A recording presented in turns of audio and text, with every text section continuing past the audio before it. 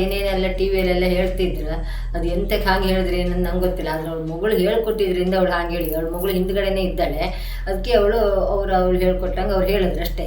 ಅವ್ರು ಇದುವರೆಗೂ ಮನೆ ಜವಾಬ್ದಾರಿ ಒಂಚೂರು ಏನೂ ತಗೊಂಡಿಲ್ಲ, ಇದುವರೆಗೆ ತನಕ ತಗೊಂಡಿದ್ದಿಲ್ಲ. ಎಲ್ಲೋ ಕೆಲಸ ಮಾಡ್ತೇನೆ ಅಂತ ಹೋಗೋದು, ಏನೋ ದುಡ್ದಿದ್ರು ತೆಗೆದು ತಗೊಂಡೋಗಿ ಅವಳ ಮಗಳ ಮನೆಗೆ ಕೊಡೋದು. ಅವರು ಆಸ್ತಿಗೋಸ್ಕರ ಮಗಳು ಈ ಥರ ಎಲ್ಲ ಅಪ್ಪನ ತೆಗೆದು ಅಪ್ಪನಿಗೆ ಈ ರೀತಿಯೆಲ್ಲ ಹೇಳ್ಕೊಟ್ಕೊಂಡು ಕೊಟ್ಟಳು. ಮತ್ತು ನಮ್ಮ ಮನೆ ಮಕ್ಳಿಗೆ ಓದಿಸೋದು ಬೇಡ, ನೀನು ಯಾಕೆ ಓದಿಸ್ಬೇಕು, ಕೆಲ್ಸಕ್ಕೆ ಹಾಕು, ಸಾಕಲ್ಲ, ಒಂದು 7ನೇ ಕ್ಲಾಸ್ ಕಲ್ತ್ಕೊಂಡು ಕೆಲ್ಸಕ್ಕೆ ಹೋಗಲಿ ಅಂತ ಅವ್ರು ಹೇಳ್ತಿದ್ರು. 3 ಹೆಣ್ಮಕ್ಳು ಯಾರಿಗೂ ಅವ್ರಿಗೆ ಓದಿಸಿದವರಲ್ಲ, ಕಲಿಸಿದವರಲ್ಲ, ಏನು ಜವಾಬ್ದಾರಿಯೇ ತೊಗೊಂಡವರಲ್ಲ. ಆ ಕಾಲದಲ್ಲಿ ಒಂದು 2 ಲಕ್ಷ ರೂಪಾಯಿಗೆ 1.5 ಲಕ್ಷದಲ್ಲಿ ಮನೆ ಆಗಿತ್ತು. ಆವಾಗ ಕಟ್ಟಿದ ಮನೆ ಅದ ಒಂದು 5,000 6,000. ಈಗ ಮೊನ್ನೆವರೆಗೆ ಒಂದು 6,000 ಬರ್ತಿತ್ತು. ಈಗ ಆ ಮನೆಯಲ್ಲಿ ನಮ್ದು ಬಿದ್ದೋಯ್ತು. ಈಗ ಈ ಮನೇಲಿ ಬಂದಿತ್ತು. ನಾವು ಅದನ್ನೇ ಇವಳು ಏನೆಲ್ಲ ಹೇಳ್ಕೊಟ್ಟು ಅಪ್ಪನ ಹತ್ರ ಹೇಳ್ತಿದ್ದಾಳೆ. ಅವಳಿಗೆ ನಿಜವಾಗಿ ಅವ್ರಿಗೆ ಮಾತಾಡೋಕ್ಕೆ ಬರೋದಿಲ್ಲ.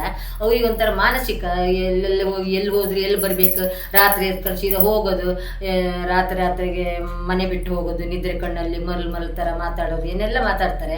ಆದರೆ ಅವಳು ಹೇಳ್ಕೊಟ್ಟಿದ್ರಿಂದ ಈ ಥರ ಮಾತಾಡ್ತಿದ್ದಾರೆ. ಕೆಲ್ಸಕ್ಕೆ ಹೋದ್ರೆ ದುಡ್ದ್ರೆ ತೊಗೊಂಡೋಗಿ ಮಗಳು ಮನೆ ಕೊಡೋದು.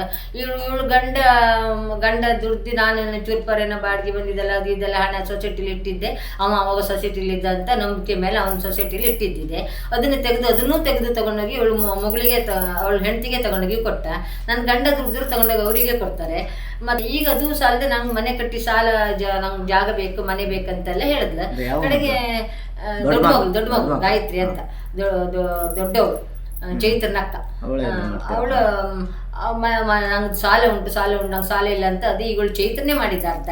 ಚೈತನ್ಯ ಬಂದು ಅಮ್ಮ ಒಂದು ಸೈನ್ ಹಾಕು ಅವಳಿಗೆ ಮನೆ ಆಗಲಿ ಅಂತ ಅವಳು ಹೇಳಿ ನಮ್ಮನ್ನೆಲ್ಲ ಕರ್ಕೊಂಡೋಗಿ ಅವಳಿಗೊಂದು ಸೈನ್ ಹಾಕಿಸಿ ಇಡೀ ಜಾಗದ ಮೇಲೆ ಒಂದು 25 ಲಕ್ಷ ಅವಳಿಗೆ ಲೋನ್ ತೆಗೆದುಕೊಡ್ತು. ಅದು ತೆಗೆದುಕೊಟ್ಟು ರೆಕಾರ್ಡ್ ಸಮೇತ ಅವಳ ಕೈಯಲ್ಲೇ ಉಂಟು. ಅದು ಈಗ ಅಪ್ಪನ ಹತ್ರ ಎಲ್ಲ ಸೈನ್ ಹಾಕ್ಸ್ಕೊಂಡಿರಲಿಲ್ಲ. ನಂಗೆ ಮತ್ತು ಸಾಲ ಉಂಟು, ನಂಗೆ ಜಾಗ ಬರೆದುಕೊಡು ಅಂದ್ಲು. ನಂಗೆ ಇನ್ನೊಬ್ಳು ಒಬ್ಳು ಹುಡುಗಿ ಓದ್ಲಿಕ್ಕಿದ್ದಾಳೆ, ಮದುವೆ ಆಗ್ಲಿಕ್ಕೆ ಉಂಟು, ಇನ್ನೊಬ್ಳು ಇದ್ದಾಳೆ, ನಾನು ಸೈನ್ ಹಾಕೋದೇ ಇಲ್ಲ ಅಂತ ಹಠ ಕಟ್ಟಿ ಹೇಳಿದೆ. ಅಪ್ಪನ ಹತ್ರ ಸೈನ್ ಹಾಕ್ಸ್ಕೊಂಡ್ಲು.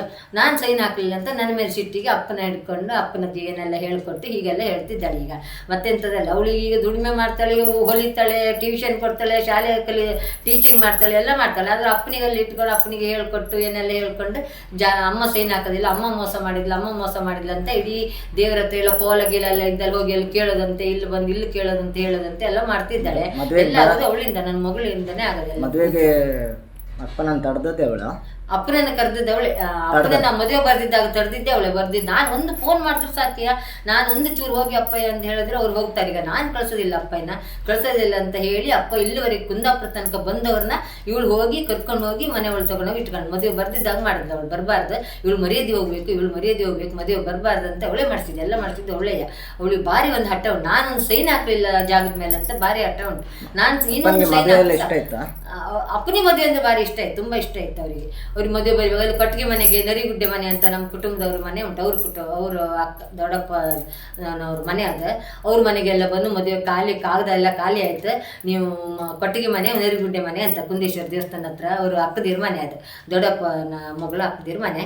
ಅಲ್ಲಿ ಬಂದು ನೀವು ಮದುವೆ ಬನ್ನಿ, ಕಾಗದ ಎಲ್ಲ ಖಾಲಿ ಆಯಿತು, 9ನೇ ತಾರೀಕಿಗೆ ಕಮಲಶಿಲೆ ದೇವಸ್ಥಾನದಲ್ಲಿ ಮದುವೆ ಉಂಟು ಬನ್ನಿ ಅಂತ ಹೇಳಿ ಇಲ್ಲೆಲ್ಲವ್ರಿಗೆ ಹೇಳಿ ಮನೆ ಪೇಂಟಿಂಗ್ ಮಾಡುವಾಗ ನಿಂತು ಪೈಂಟ್ ಮಾಡಿಸಿ ಹೋಗಿದ್ದಾರೆ.